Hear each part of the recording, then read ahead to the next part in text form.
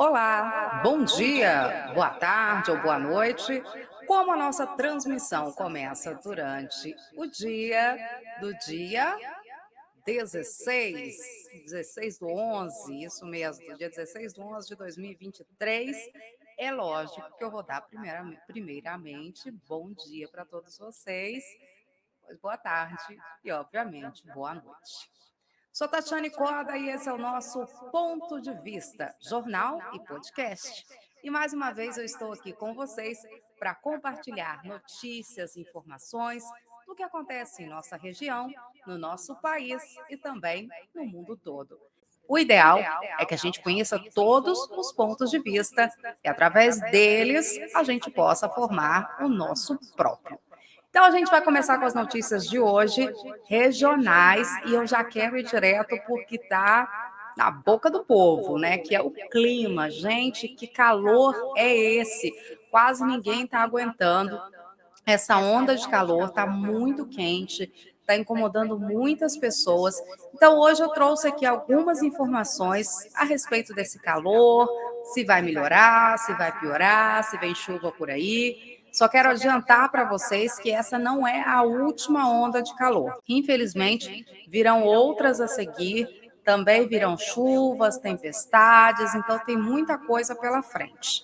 Eu quero trazer para vocês aqui um compartilhamento de tela para que vocês possam ver o que vai acontecer na nossa região daqui para frente.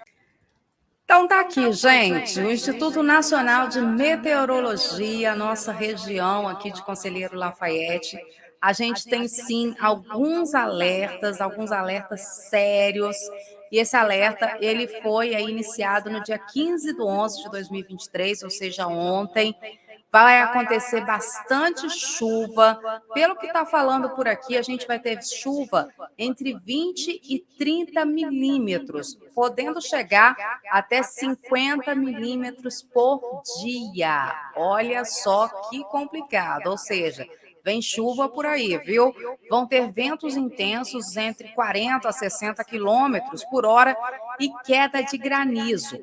Há baixo risco de corte de energia elétrica ou estragos em plantações ou ainda quedas de galhos de árvores ou até mesmo alagamentos. Em caso de rajadas de vento, no caso, você não deve se abrigar debaixo de árvores, pois há um leve risco de queda e descargas elétricas.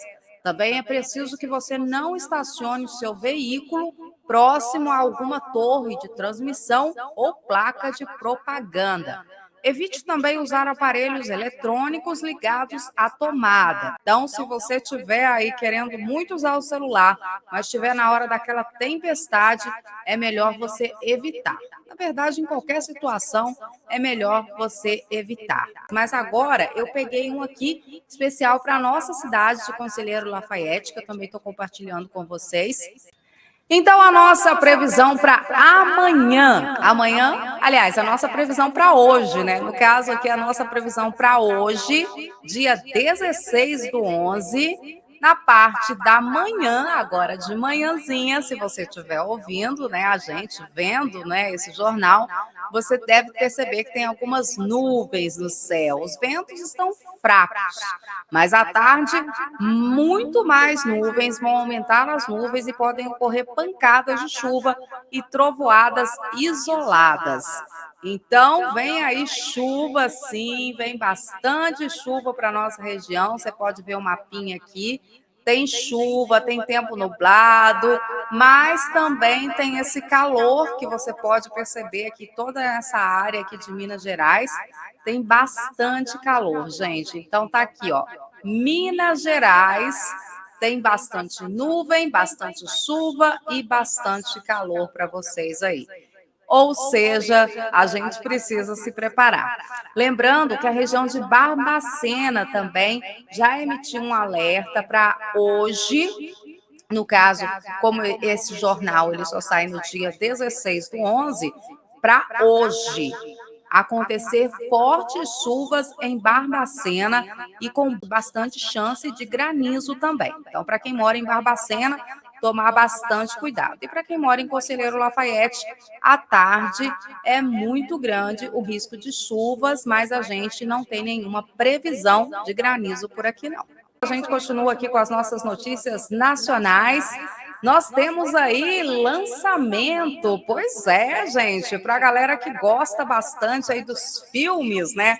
A gente fala hoje de a galera nerd, né? Então, para quem gosta bastante aí dos filmes, nós temos um super lançamento e tinha muita gente esperando por esse lançamento que eu vou falar para vocês agora, que é do filme Jogos Vorazes, a Cantiga dos Pássaros e das Serpentes, que estreou nesta última terça-feira, dia 15. Aliás, a informação estava terça-feira, dia 15, mas o correto é quarta-feira, estreou hoje, nos cinemas brasileiros.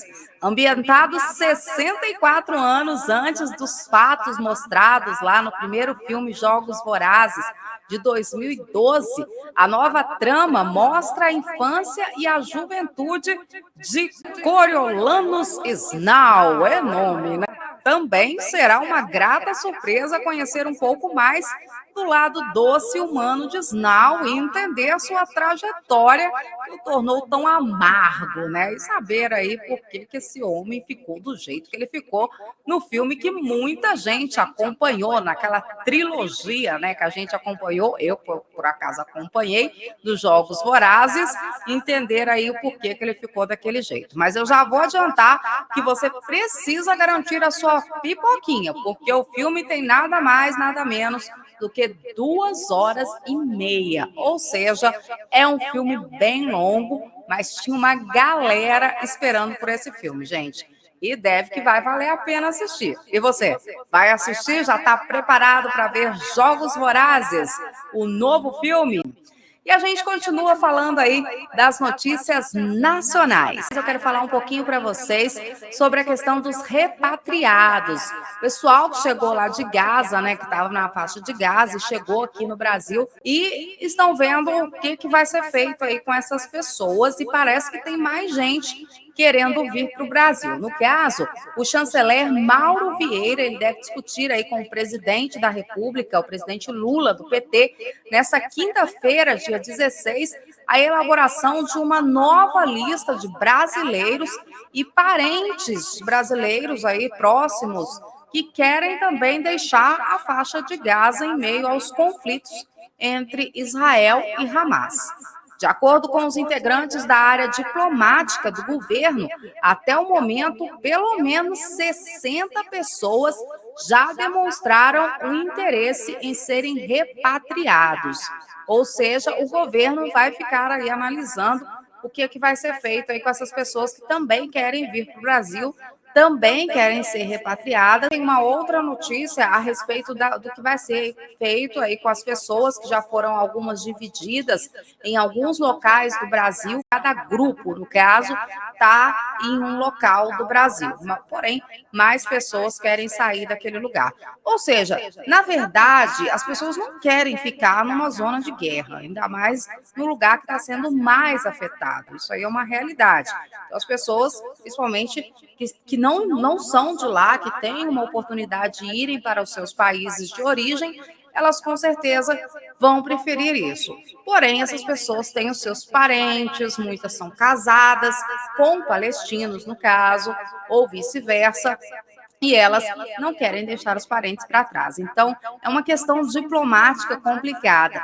Até falei na última edição do nosso jornal sobre essa questão diplomática, expliquei um pouquinho de como funciona, tenho estudado mais sobre o assunto, mas realmente, gente, é um assunto denso, é um assunto complexo. Eu até hoje vou mostrar para vocês uma página, um perfil no Instagram de alguns professores que eu sigo que são muito bons. Eu conheci um pouquinho mais da geopolítica através deles e aconselho vocês a também procurar estudar um pouco mais sobre isso. Dentro da geopolítica, a gente estuda um pouco dessa questão da diplomacia, que é uma questão bem interessante de ser estudada. Nós tivemos aí a resolução da ONU sendo aprovada, isso mesmo, entre a guerra Israel-Hamas. O Conselho de Segurança da ONU aprovou a resolução proposta por Malta para o conflito entre Israel e o Hamas, nesta quinta-feira, dia 15. Esta é a primeira vez que uma resolução sobre o tema é aprovada pelos 15 países que formam o Conselho de Segurança da ONU.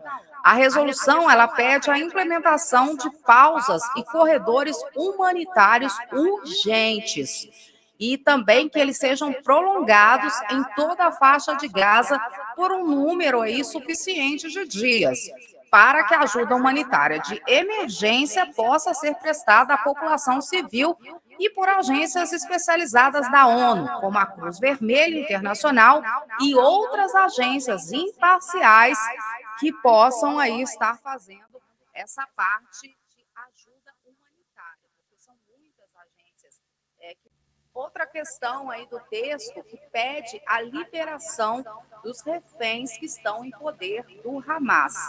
A proposta exige ainda que as partes cumpram as suas obrigações em matéria de direito internacional e também de direito humanitário, em especial a questão de crianças e civis.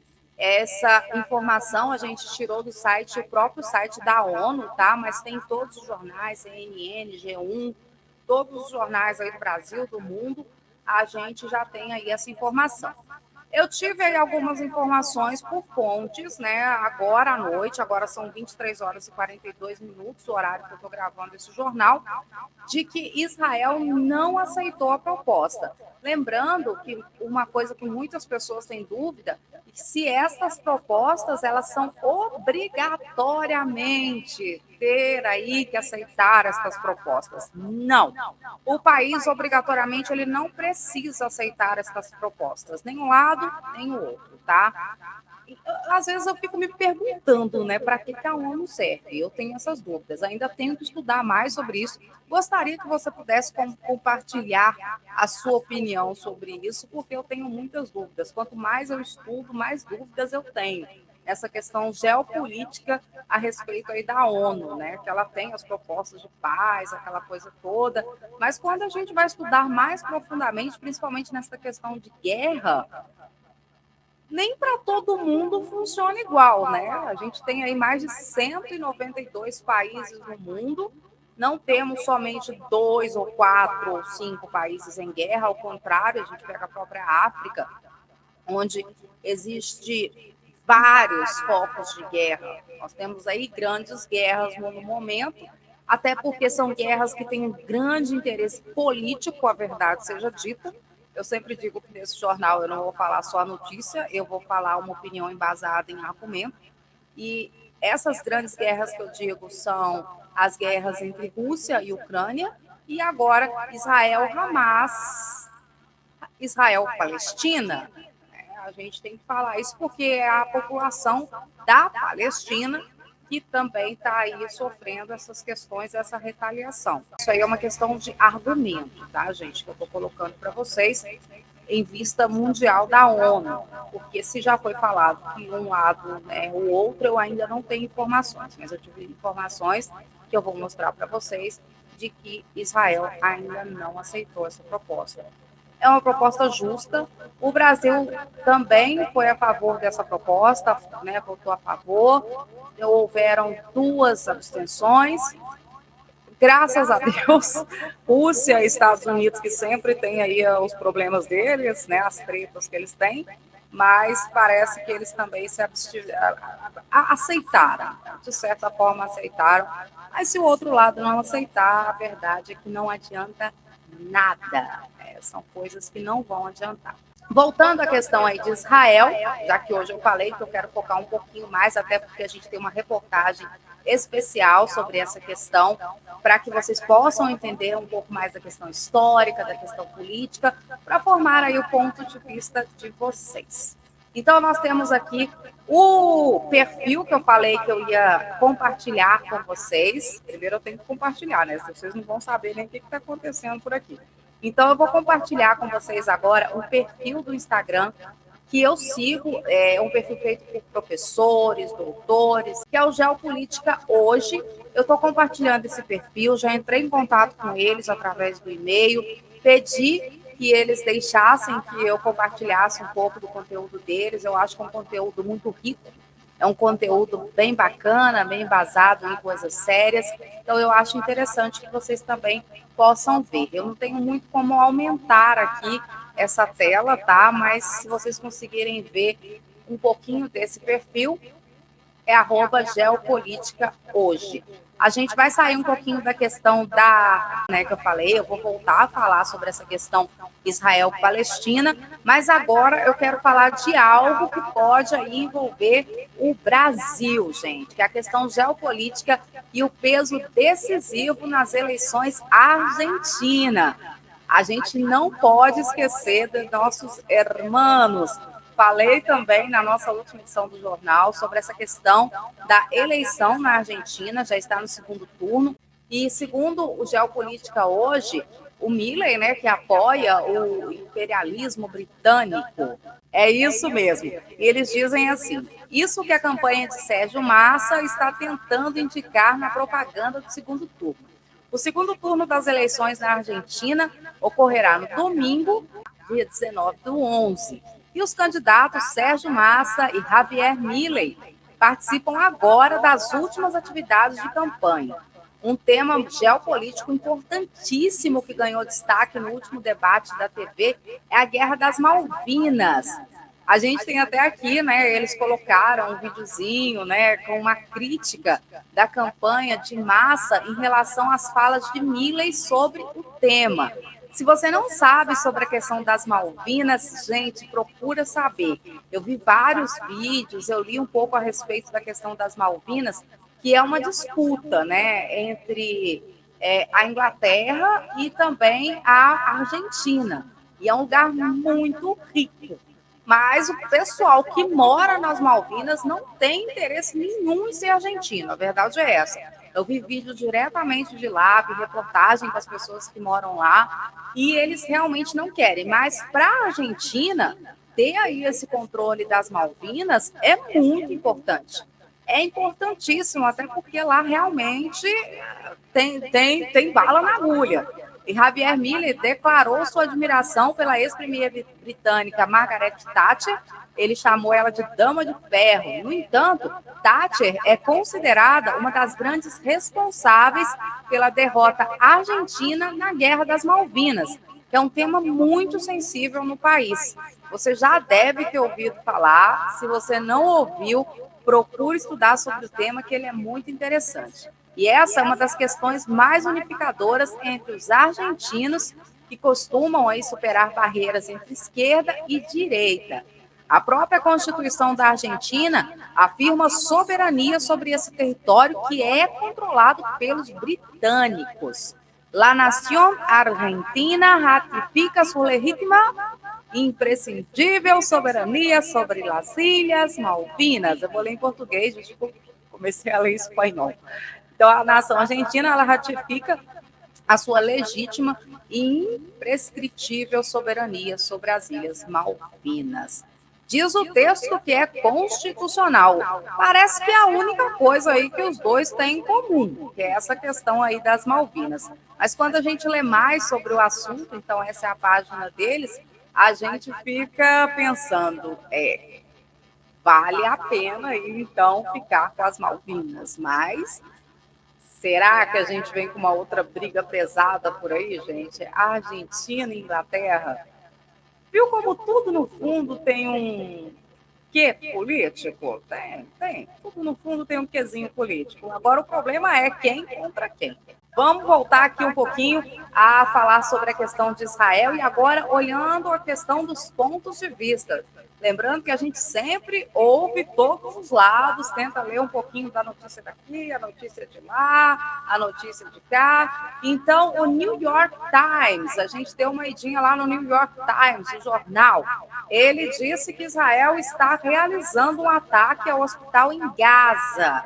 Lembrando que essa notícia ela saiu agora 20 minutos atrás. Só que a gente tem uma notícia mais novinha, tá? A gente tem aqui Esse aqui é o The Times Israel, ele é um jornal importantíssimo lá, tá, de Israel, mas ele fala as notícias diretamente de lá também.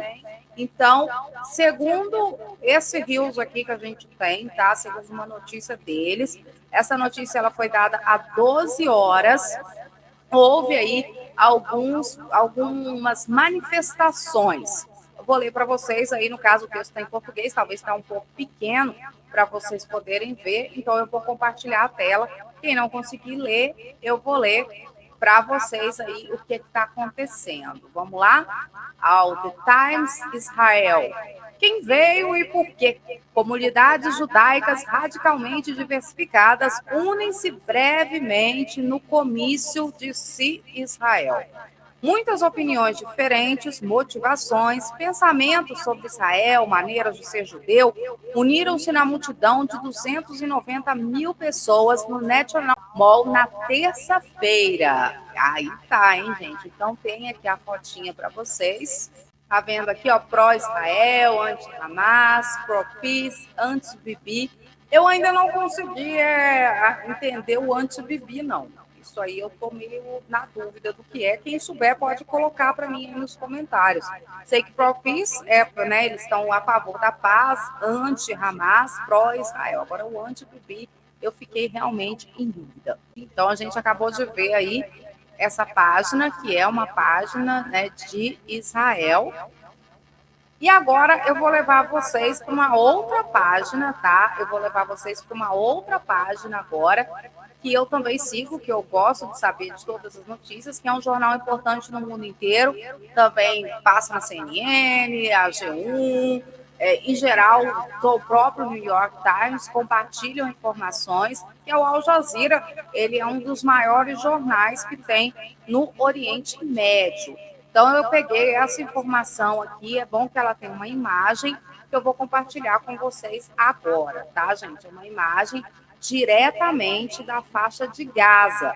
Felizmente, tem muita gente que não gosta muito de ver imagens, essa daí não tá tão pesada, tá? Tá uma imagem tranquila de ver. Então, eu vou compartilhar com vocês a tela para que vocês possam ver também essa imagem que está apresentando aí a Al Jazeera. Então, a TV Al Jazeera, ela pegou aqui essa imagem, uma imagem que deixa a gente feliz, porque é uma criança que foi puxada viva debaixo dos escombros de sua casa em Gaza. Então, está aqui, nós temos opiniões. Lembra que eu falei com vocês que é importante a gente saber todos os pontos de vista, todos os jornais, o que acontece no lugar X, o que acontece no lugar Y? É justamente por isso. E essa questão de áudio original, né? Eu nem vou colocar o áudio para vocês, vocês não vão entender. Eu não tenho ele traduzido para o português. Para o português, eu consigo traduzir apenas a chamada que o jornal Al Jazeera fez. Mas aqui dentro do próprio Instagram, ele coloca lá a tradução para você também conhecer as opiniões de quem mora lá, de quem é palestino, de quem é de Israel. Então, você forma a sua própria opinião. Então, eu acabei de compartilhar mais uma aqui com vocês, que foi essa do Al Jazeera. Tem outras também, só que as imagens são um pouco mais pesadas, então eu costumo pegar só de jornais e não coloco de pessoas que tiram as fotos diretamente de lá. Mas vocês podem conferir também através da rede do Instagram, do Facebook, tudo o que está acontecendo, tanto no lugar quanto no outro. Isso é muito importante. Não se esqueça que nós estamos também no Instagram com a nossa página, nós temos notícias todos os dias. Nossas notícias, elas são compartilhadas diretamente com todas as pessoas que possam ter acesso, viu, gente? Então, nós não pegamos só as notícias nacionais, nós não pegamos notícias só de um lado, a gente pega dos dois lados. Então, se alguém falar, por que você não deu a notícia X, não deu a notícia Y? Porque muitas vezes, quando a gente está analisando para fazer o jornal, essa notícia ela não chega aqui completa. Ela chega porque alguém falou, porque o fulano falou, porque ela tem uma opinião. Então, para chegar uma notícia aqui no ponto de vista, a notícia ela tem que ter um fato concreto que aconteceu, não que ela tenha um viés político, ou porque ela tem um viés de um lado, ou porque ela tem um viés do outro. A ideia do ponto de vista é que a gente traga notícias para vocês, embasadas também na questão geográfica geográfica, na questão política, na questão geopolítica e na questão de verdade, né? Não de um lado nem de outro lado. É importante a gente sempre ouvir os dois lados. Por isso que hoje eu queria trazer uma reportagem bem legal para vocês, que eu tive pesquisando durante mais de um mês, praticamente. Foi desde que, né, essa guerra começou. Eu queria saber um pouco mais sobre um lado, sobre o outro lado. Eu fui até na questão bíblica, na questão histórica, religiosa, e eu vou trazer sempre aqui no jornal e também na nossa página do Instagram, lembrando que a gente tem no Facebook também, e também no YouTube, que a gente está começando, está arrumando a página, mas você já vai ter acesso aí aos nossos jornais, que nem sempre são em vídeo, mas nós temos aí as notícias escritas, nós temos muita coisa legal, bastante entrevista, e como eu disse, nós temos muitos parceiros, como Geopolítica, que eu já entrei em contato lá com o professor, com o Daniel, né, que é um dos professores, ele é mestre, ele é doutor em Geopolítica, e tem uma turma lá com ele, então a gente só pega esse embasamento. E a reportagem que eu vou trazer hoje para vocês, ela é muito interessante, ela fala sobre o Nakba. Eu fiquei muito curiosa, que eu vi em toda a página de palestinos, e eu queria saber o que era o Nakba, por que, né, o que é esse Nakba, que todo mundo fala. Falaram também algumas coisas nos jornais, e eu não sabia. Queria que vocês conhecessem um pouco sobre o Nakba.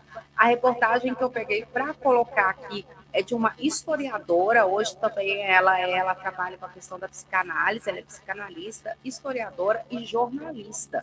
Então, eu achei super interessante, eu vou dividir um pouquinho dessa página com vocês, então eu vou compartilhar com vocês aí a tela que é sobre essa Nakba, para você conhecer um pouquinho. Então, agora a gente começa com a nossa reportagem do dia, falando um pouquinho sobre Nakba. E toda quarta-feira, no caso, toda quinta-feira, eu falei quarta, mas vai ser toda quinta-feira, eu vou trazer uma reportagem especial para vocês, falando de algum tema para esclarecer historicamente sobre algo, né, que estiver acontecendo. Também vou trazer o outro lado, mas não dá tempo de trazer todos os lados num único dia. Então, hoje eu queria realmente falar um pouquinho sobre o Nakba, até porque a gente não sabe, e eu achei que era uma reportagem interessante para colocar aqui para vocês. Então, espero que vocês gostem da reportagem, que na verdade ela é tirada toda dessa super jornalista aí. Eu vou pegar o nome dela e vou passar para vocês. Hoje eu acho que ela não trabalha mais com jornalismo, ela trabalha mais com a área de psicanálise, e ela também é historiadora. Então, eu acho que vale a pena a gente conhecer um pouquinho mais desse Nakba. Deixa eu compartilhar a tela com vocês agora. Aqui a gente vai conseguir ver um pouquinho, tá, gente? Vai ficar sempre essa telinha aqui, dessa parte pequena, mas eu quero mostrar para vocês, principalmente a questão das fotos, que eu achei super interessante, porque o Nakba aconteceu há muito tempo. Eu não vou ler o texto todo dela, não vou ler tudo, tá? Esse texto até é um texto que foi feito quando tudo aconteceu, então eu não vou ler o texto todo, mas eu queria que vocês prestassem um pouquinho atenção, se vocês puderem ver essas imagens aí do Nakba. Eu vou explicar aí o que é o Nakba, tá? E eu queria que vocês prestassem um pouquinho atenção nas imagens que eu vou compartilhar com vocês agora, ok? Essa imagem aqui é uma imagem em preto e branco, como você pode ver, do que é esse Nakba. Então, eu queria que vocês vissem primeiro essa imagem. Você pode perceber pela imagem que são pessoas que estão saindo de seus locais, de sua moradia, né? Está em preto e branco por causa da época do acontecido. Então, aqui parece que tem algum travesseiro, um colchão, eles pegaram um carrinho de bebê e estão saindo. E nós temos uma outra imagem também, é essa daqui, eu achei essa imagem aqui também, que é Gaza em outubro de 2023, Gaza novembro de 2023. Na verdade, é um meme que eles fizeram, algumas pessoas fizeram, do que vai acontecer com Gaza em novembro de 2023. Ainda não aconteceu isso, não. Mas temos uma outra imagem aqui também, antes de eu falar o que é o Nakba, né, nós temos essa imagem, está em preto e branco. No jornalismo, a gente lida muito com a questão das imagens e é muito importante mostrar essa imagem que eu estou mostrando para vocês. Aqui fala, né, o que é que aconteceu nessa imagem, que é uma mulher palestina e aí ela está com seus 2 filhos, ela está observando a sua própria casa, que eles foram expulsos após o estabelecimento da linha verde, do armistício em 1948. Agora você vai entender por que as fotos estão em preto e branco. É muito importante, quando a gente vai definir um ponto de vista, a gente não esquecer do contexto histórico. Eu vou trazer o outro lado também da questão. Hoje, igual eu falei, não dá tempo, mas esse é o lado do Nakba.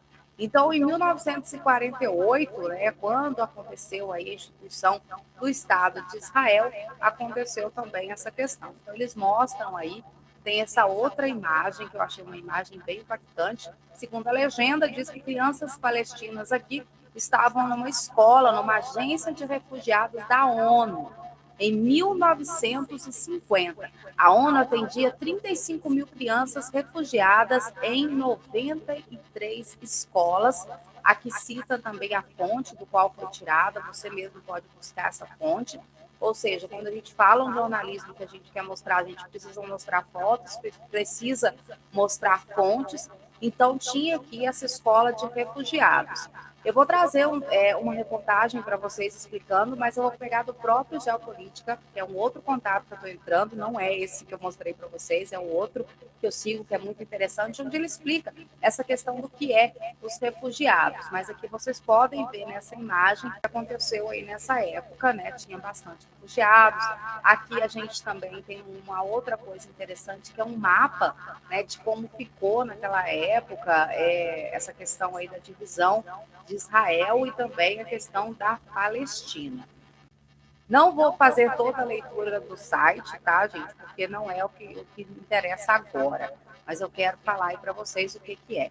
Né? Nakba, na verdade, ele é uma palavra em árabe, né? No caso, ele vai ser em árabe, que é algo que traz coisa ruim, infortúnio, né? Tá aqui falando para vocês o que significa.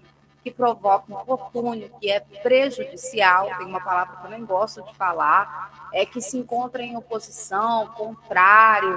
Então, alguns apontaram que as contextualizações e explicações desrespeitavam o sofrimento e o luto dos sobreviventes do ataque e de familiares daqueles que foram mortos pelo Hamas.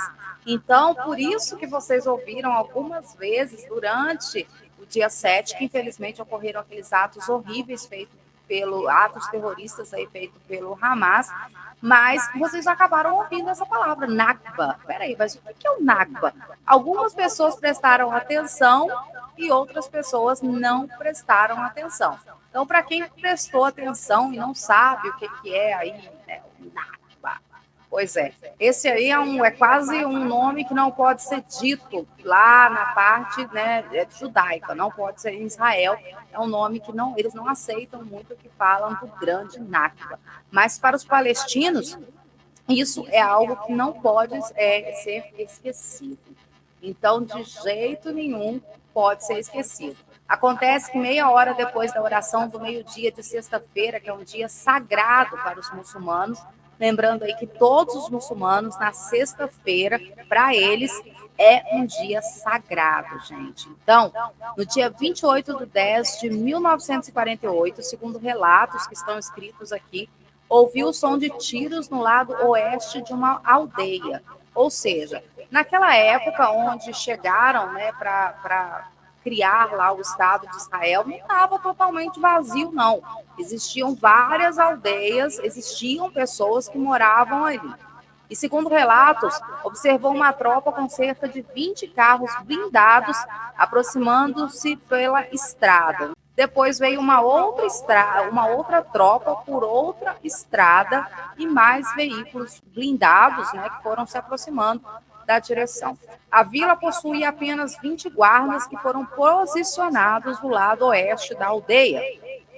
Quando os carros blindados estavam a meio quilômetro, abriram fogo com armas automáticas e morteiros e avançaram sobre a aldeia num movimento semicircular, cercando-a assim pelos lados oeste, norte e sul.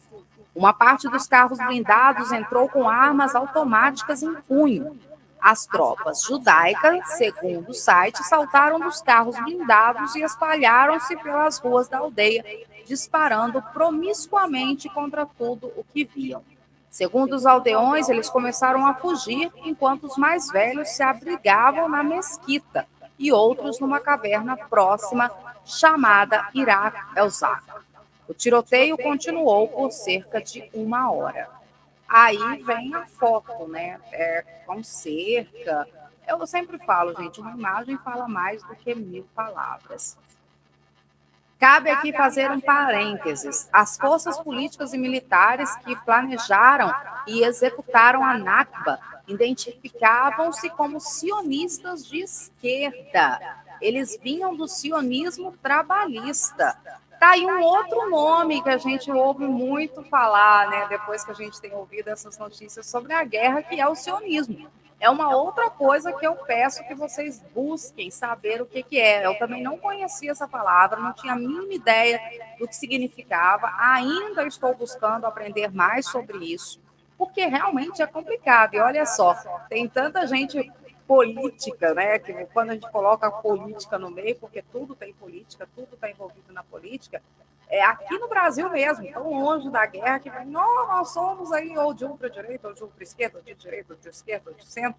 Mas eu vejo principalmente essa questão da direita, por exemplo, falando, não, né, somos pró isso, pró aquilo. Mas começou realmente com ultra-esquerda, não foi com a direita, né? O sionismo, ele não começou com a esquerda, com a direita, ele começou com a esquerda. E vinha, sim, do sionismo trabalhista. A maior parte das armas usadas pelas milícias sionistas veio da, então, Tchecoslováquia. Olha só, gente, eu tenho que analisar isso aqui, né? Quem lembra, né? Hoje, por exemplo, não existe. Hoje é Tcheco e também tem Eslováquia. Foi dividida. E olha só quem estava apoiando. Por isso que eu digo que a política está sempre metida no meio disso. Tem sempre o interesse por trás. Cuidado quando você der a sua opinião somente embasada aí no que o outro falou, no que o fulano falou. Seja racional nessas horas, é muito importante. Eles tiveram o apoio da União Soviética Stalinista. Olha a gente lá na União Soviética. Pois é, ele foi o primeiro país a reconhecer o Estado de Israel. Por sinal, é uma outra coisa que eu não sabia, gente. Eu nunca imaginei. Eu colocava lá os Estados Unidos, essa coisa toda, mas não. Quem reconheceu foi justamente a União Soviética. E também ela foi também a Síria, né, a península do Sinai, que a gente ouviu falar dessa península. Hoje essa península, ela pertence, no caso, ao país, né, do Egito, que foi até perto daquela passagem de Rafá. Logo que você sai da passagem de Rafá, você vai passar lá na península do Sinai. A gente ouviu falar nesse nome Sinai também aonde? Nos textos bíblicos. Olha como esse negócio é antigo, hein, gente? É uma briga velha. Pois é, não é nova não começou lá no dia 7 de outubro, não. Começou lá, nem existia. Depois disso tudo, digo isso porque circula em meios progressistas certa adesão de que Netanyahu foi o primeiro-ministro de 1966 a 1999 e de 2009 a 2021. E, por sinal, Benjamin Netanyahu, ele é um político de extrema direita. Olha só que confusão, né? Que embananada toda, essa coisa toda que começou com a esquerda e virou para a direita. Não há dúvida de que Netanyahu, né, aí tem um enorme problema nas suas mãos, né?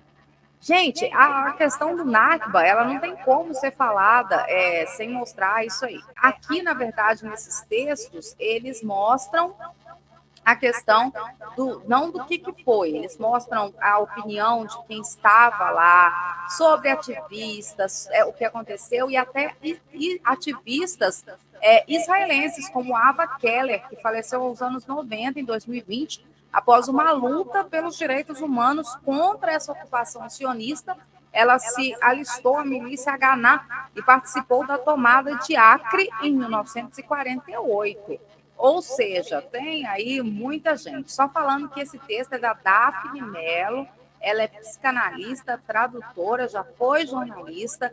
Então, é um texto muito interessante aí para vocês saberem, para vocês conhecerem. E você me pergunta, Tati, está quase acabando e você não falou nada aí, nada com nada sobre o Nakba. Ah, tá, pois é. Eu precisava que vocês vissem essa questão política primeiro, para a gente vir aqui falar um pouquinho sobre o Nakba de 1948, o que é, o que foi. Então, eu vou pegar um texto justamente da Unipampa, tá bom? Que é o Laboratório de Estudos em História do Mundo Árabe e do Islã, para vocês saberem aí um pouquinho, então, o que é o Nakba. Hoje o nosso jornal está cumprido, então eu vou ter que falar bem rápido sobre o que é, na prática, o que foi esse Nakba. Vamos lá? Então, Nakba é um termo árabe que significa catástrofe ou desastre. No dia 14 de maio de 1948, ele marca, ao mesmo tempo, o término e o começo de um novo projeto colonial na Palestina. Antes de acontecer tudo isso, o mandato era britânico lá nesse território. O então chefe executivo da Organização Sionista Mundial, David Ben-Gurion, valendo-se da aprovação do Plano de Partilha da Palestina pela ONU em 1947, declarou a criação do Estado de Israel. Antes mesmo do surgimento desse novo país, iniciou o processo de expulsão de cerca de 750 mil árabes palestinos de suas casas, que fugiram por medo da violência e dos massacres cometidos aí pelas milícias judaicas sionistas. Tá? Lembrando aí, gente, que é muito importante quando a gente fala dessa questão histórica, que em toda, vai entrar aí na questão religiosa, em todo lugar existe gente boa e gente ruim. Não tem gente só boa ou só gente ruim. Em todos os lugares existe gente boa e existe gente ruim. Em todas as religiões existem pessoas boas e existem pessoas ruins. Então, a gente precisa entender o contexto histórico do que foi bom e do que foi ruim. Eu sempre falo que é uma cultura que é muito importante e eu acho interessantíssima. É a questão japonesa, se eu não me engano. Se eu estiver errada, vocês me corrijam nos comentários, que é o yin e o yang, né? O bem e o mal. A vida, ela é assim, para tudo, o bem e o mal. Mas então aconteceu aí tudo isso. A Nakba foi o começo de mudanças radicais e até o momento irreversíveis aí na história do povo palestino. O seu principal fruto foram os campos de refugiados que, graças à inoperância da comunidade internacional, e é muito importante a gente colocar isso, enquanto não era importante politicamente para eles, tanto faz se está morrendo gente, se está morrendo crianças, se está morrendo adulto, está morrendo idoso, não importa quem está morrendo. Enquanto não for bom para a política de certos lugares, eles não estão nem aí. A verdade é essa. O principal fruto foram os campos de refugiados, que a gente ouviu falar há pouco tempo, onde houve um ataque num dos campos de refugiados, foi noticiado no mundo inteiro. Isso aí não é nada que é segredo, foi noticiado no mundo inteiro sobre esses campos. Então, os refugiados palestinos, eles esperam pelo direito de retornar aos seus locais de origem, vivendo em ambientes precarizados, sem infraestrutura, suportando o cerceamento do seu direito de locomoção em sua própria terra. Em 2017, a Anistia Internacional e a Human Rights Watch publicaram relatórios denunciando o governo de Israel de utilizar o regime de apartheid, algo que a gente tem ouvido entre um lado e entre o outro e que precisa também ser mais estudado. Israel estabelece um regime de apartheid, segundo algumas pessoas, que dominam a população palestina como um todo. O Estado hebraico é acusado de segregação, expropriação e exclusão. Gente, esse é um documento liberado para todo mundo da Anistia Internacional. Você pode acessar aí pelo Google, pode acessar em qualquer documento. Ou seja, o que eu estou lendo aqui não é algo tirado da minha cabeça, é algo que existe e qualquer pessoa pode ter acesso. Existem essas condenações, existem sim, tá? Não é algo que a gente fala que não existe. Então, existe aí, são crimes aí contra a humanidade. Então, nesse ano de 2022, vai completar 74 anos de resistência e resiliência dos palestinos por suas terras e sua honra. A Palestina não é mais apenas um território geográfico, mas a memória dos palestinos exilados que lutam para que esta lembrança nunca seja esquecida. Ou seja, existia gente antes. Eu quero trazer aqui a próxima vez a questão do documentário de Israel, viu, gente? Qual é o lado deles? Quando fala que a terra é deles, tal. Aí já é muito mais para trás. Aí eu vou ter que voltar na história lá longe. Eu só quero fechar essa reportagem já que para vocês também irem procurar por sua conta e risco, tá? Procurarem saber um pouco mais sobre essas questões. Não deixem de procurar, é muito importante a gente conhecer. E eu quero que vocês busquem bastante, dê a sua opinião, fala aí, discute, com educação, com respeito, por favor, para a gente conhecer, é muito bom saber as opiniões de um lado e de outro, por isso que eu coloco todos os lados. Claro que eu vou defender o meu lado, isso é uma coisa óbvia. Se eu moro no Brasil, não, aliás, Brasil não, porque o Brasil, o que eu mais vejo é brasileiro não defendendo o Brasil. Mas em países onde eles são nacionalistas, realmente eles defendem ali o seu espaço, eles vão defender o seu ponto de vista, isso é uma coisa óbvia. Mas eu gosto muito de estudar os dois lados, eu quero trazer, sim, o outro lado, mas é porque é muito mais antigo, mas tem essa questão que a gente já entra na questão religiosa, gente. São três grandes religiões e todas elas brigam há muito tempo, são as chamadas religiões abraâmicas, que é o islamismo, o cristianismo e o judaísmo. Então, para mim, podia todo mundo estar junto, misturado, feliz da vida, mas eu tenho uma colocação antes de encerrar essa reportagem, uma colocação pessoal minha. Pensa na questão, eu penso muito sobre isso. Num lugar totalmente muçulmano, mas não é 100% muçulmano, tá? Porque existem cristãos ortodoxos, ok? Existem lá cristãos ortodoxos. Existe, mas a maioria, massa muçulmana. Você me pega num lugar muçulmano, eles são há milênios inimigos, são sim inimigos. Você me coloca um Estado judaico. Você pensar, né? Já pensou? Você colocar um flamenguista no meio da torcida lá, sei lá, do Fluminense, totalmente vestido de Flamengo, ou vice-versa, o Fluminense lá na torcida do Flamengo. Né?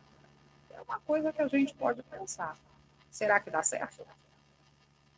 Então, pensa nisso antes de formar a sua opinião. Você pode ter qualquer opinião, mas a gente precisa ter uma opinião com argumentos. Aí você escolhe um lado, para mim isso aí não é futebol, não.